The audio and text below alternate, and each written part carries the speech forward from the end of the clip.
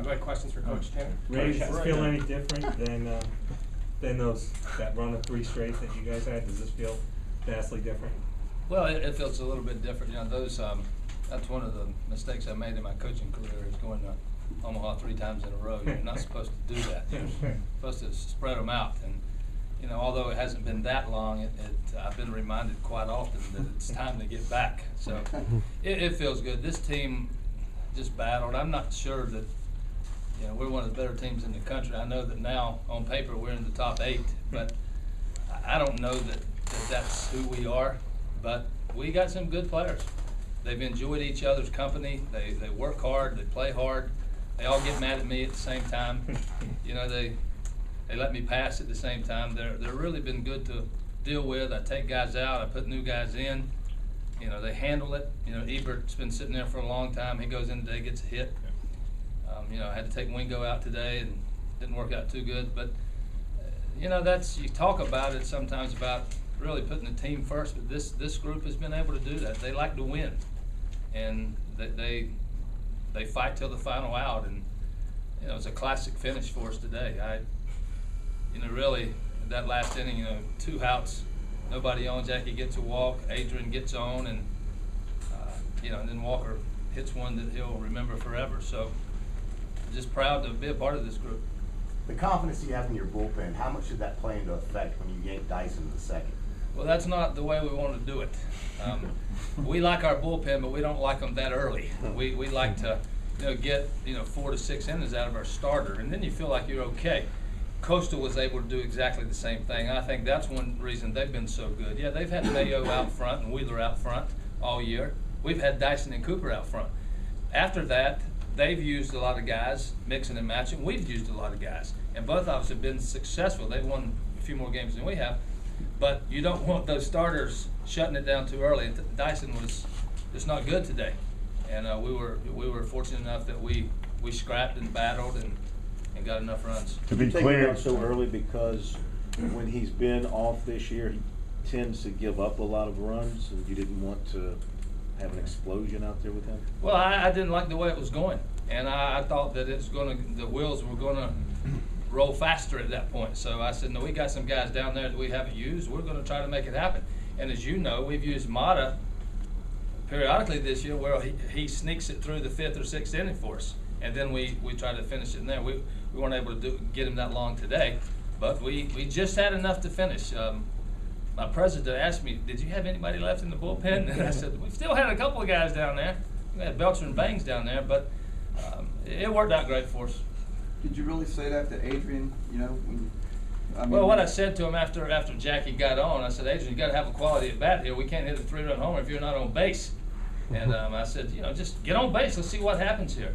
Walker, if you remember the bat before, he got started, got behind with 2 breaking balls, and he got stunned on a fastball in. And he told me before we came in here, he said, I thought I was getting it again because he got 2 breaking balls over for strikes, and he thought he was going to stick that fastball in. And sometimes when you get a slider and it doesn't move, it backs up. A lot of times a hitter will think he did get a fastball. You know, we call it a backup slider. Ethan Carter throws a lot of those at times. When he doesn't get some good bite on it, it'll just spin. And that might have been why Christian thought that. But you guys remember when Steve Pierce played for me, I always ask him, what did you hit? And he would say, I don't know. When you can hit, you don't really have to know what you hit. Ray, has it been kind of, I mean, you said several times Christian's one of the best hitters you've ever recruited, and to see him go through spells like he has this season, has it been frustrating for you?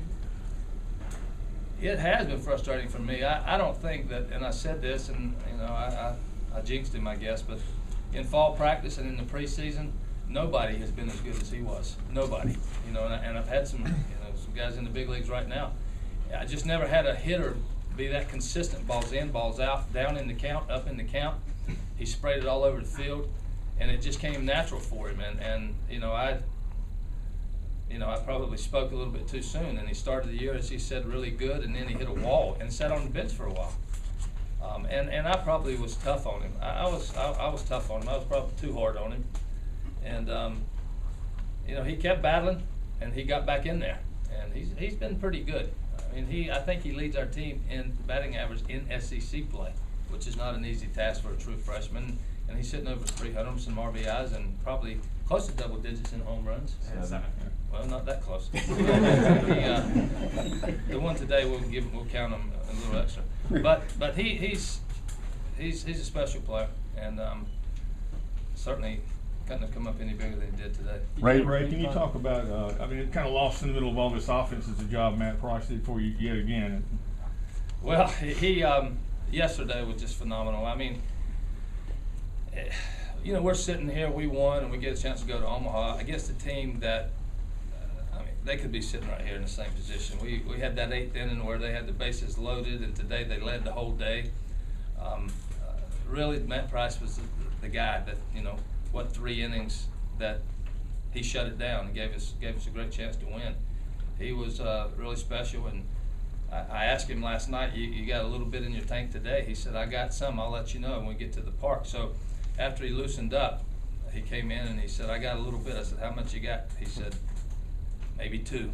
And I said, okay, well, we'll try to go 1. And it worked out great for us. But he's had a tremendous year. What did that at bat by Ebert kind of make you feel good for him and to see him even go the other way with it? Yeah, it did. And you know, the reason he got that at bat is because the last 2 weeks of the way he's worked. I mean, he hasn't packed it in. You know, every day at practice I'm thinking, he's going to make me play him. He's going to make me play him. I got to find it. You know, he hit today in batting practice. He must have hit a dozen balls over his bleachers in BP. And I know it's just BP, but not everybody can do that. And I told him before the game, you're going to get into bat somewhere today. More than likely, you got to be ready to go. And when we had a chance to sneak him in there against the lefty before they got the right-hander loose, you know, he was able to get a hit. You know, he hasn't played much lately, so he tripped over first, but you know, I thought he had a potential double there, but. Ray, have you ever won such a truly big game with no pitcher getting more than 6 outs? Probably not. Yeah, you had 2 guys get 6 outs, and then everybody else got either 1 or 2 or 3. That's very unusual, but it was. I know it's tough to pitch against Coastal. They're really good. They take some hacks, and the thing about Coastal that makes them so good, besides the fact that, you know, they've got 2 guys that have been great for them. Their bullpen has been tremendous. You know, and I know their defense wasn't great today, but they played good defense. But the thing that gets lost. How many times did you see them chase a pitch in 2 days? They don't chase too much. Every once in a while, but very rarely, we couldn't get them to bite. We couldn't get them to go get a pitch away or up. They have great discipline at the plate, and that's the reason they hit 325, 330. Ray, did you wonder if you guys were in trouble at any point? You're down to basically your last pitcher that you use regularly. Defensive lineman's kind of out of whack. The order's kind of different.